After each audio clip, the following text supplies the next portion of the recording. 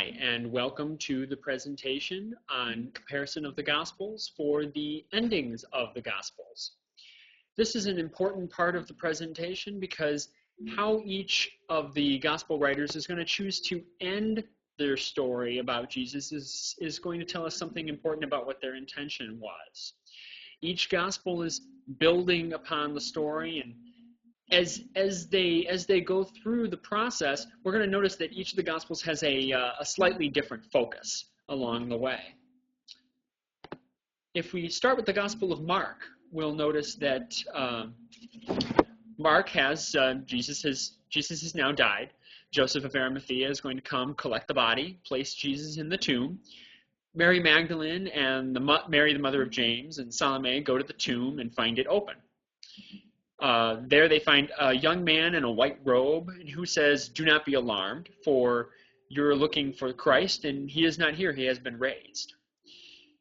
He tells them, "Go and tell the disciples that he has gone ahead of you to Galilee, and that there you will see him." But their response is they're so afraid that they flee in terror and tell no one instead. And that's essentially where the gospel ends there. It highlights the suffering of Christ. It highlights the nature of Christ as the sacrifice, and it really leaves the story to be about us and about how we complete the story. Much like in other biblical stories, it's about how we are going to continue the story on. It leaves the ending open. The Gospel of Matthew is a little bit different, and it has Jesus dies, Joseph of Arimathea collects the body, places it in the tomb. There's a great earthquake, and the stone rolls away, and when Mary Magdalene and the other Mary go to the tomb, the angels that are there say, "Don't be afraid. Christ is not here. He has been risen. Go tell the disciples," this sounds very familiar, "that he is going before you to Galilee." But this time, they do run and tell the disciples, so it's slightly different. Jesus appears to them, and they worship him, and he tells them, "Go to Galilee." And that's where the story ends for them, is in Galilee. It tells the story, they go to Galilee, and it says that when they saw him there, they worshipped him, but some doubted. And Jesus responds to say, "All authority in heaven and earth is given to me." And he gives them the Great Commission. "Go and make disciples of all nations, baptize them, teach them to obey, and remember that I am with you always." And in this, what you really have is a story where Matthew has made a parallel, and he's telling the story of the people of Israel through the life of Jesus. So it's very much focused on Jesus as the fulfillment of the life of the people of Israel. Now you have the Gospel of Luke. And in the Gospel of Luke, we have Joseph of Arimathea taking the body. He's entombed. The women return, and they find the tomb open. 2 men were in there this time in dazzling apparel, and they say, "Why do you seek the living among the dead?" And they went and they told of Jesus' resurrection to all the disciples, not just the 11 this time, but the disciples don't believe them. Jesus appears instead to 2 men on their way to Emmaus. They're on the road to Emmaus, and they don't recognize him. And they don't recognize him until he breaks the bread at the meal time. And upon that reenactment of the Last Supper, of the Eucharist, of the breaking of the bread, they suddenly realize this is Jesus. And they go and they run and they tell all of the others. And at that point, they say, "Well, actually, Peter's already seen him, so they already know." It's interesting. It's a little story that's in there about Peter must have seen Jesus at some point in between when the women and the people to Emmaus, because it doesn't say when that happened. It says that Jesus then appeared to all of the disciples except for Thomas, and then he tells them that you are witnesses to everything I prophesied, and that it has all come to pass.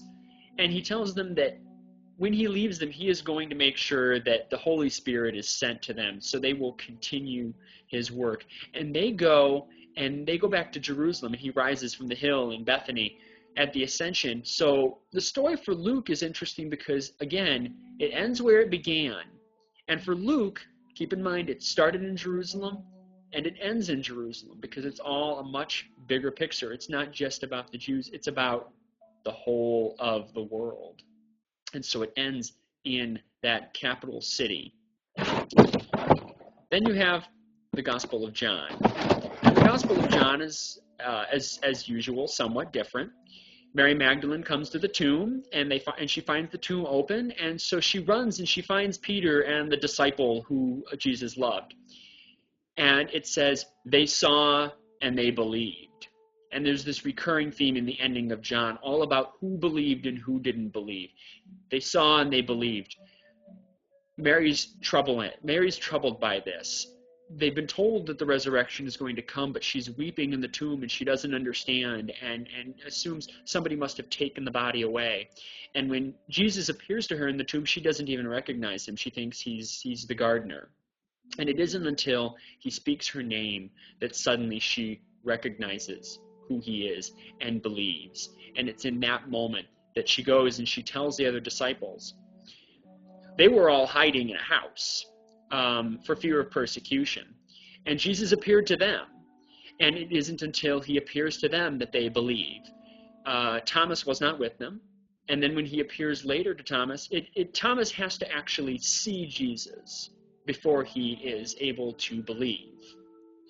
And even then, Jesus looks and he says, a main point of the whole story, that to say, you saw me and you believed, but blessed are those who believe who haven't seen me.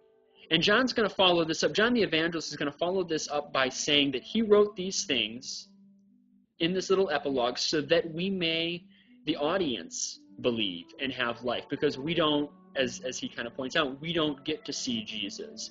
We need to be able to believe without that. And so he wrote this so that we may believe. Then he continues the story and has Jesus appearing in Galilee, returning to the disciples back where they were when he started, fishing as fishermen in Galilee. And he goes and he has a moment with Peter on the shore where Peter says to him, I love you 3 times. Jesus, I love you. You know I love you. And Jesus calls for him to tend to his sheep, because the real proper response for his love and his belief and really a calling to new life, the life that he promised them if they believe in him, the proper response to that is to go and tend to his sheep. So that's a brief look into how the 4 Gospels all end the story. And I hope that this was an enlightening presentation and you enjoyed the video. And thank you very much.